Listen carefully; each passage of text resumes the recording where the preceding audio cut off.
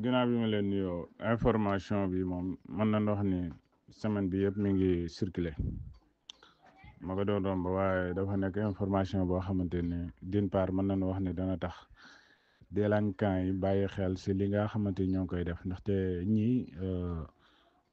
autorité yu congolais yi dañu jël ñi nga xamante ni ñoom lañ dóor peine de mort ñu leen di wërale si villu congolais yi pour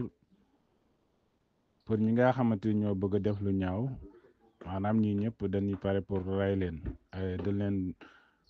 condamné peine de mort avant ñu leen di rey nag dañ leen di def benn tournal boo xamante ni daal pour ñi nga xamante ñooy xalaat a def lu ñaaw wala di viol wala di sàcc affaire yooyu bu ñu gisee lii dina tax ñu dellu ginnaaw ba tax na ñi bare na si ay xale yu ndaw ndaxte am na photo boo xamante ni moom xale yu ndaw ñoo si nekk ba tax na mu nekk affaire boo xamante ni mën nañ wax ni lu daw yaram la mais aussi tamit lu mel ni mën na wàññi mëtt bi nga xamante ni mi ngi am biir maanaam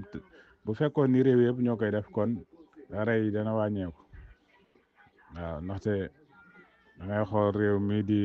Gambie jamono ya fa Yaya Jammeh nekkee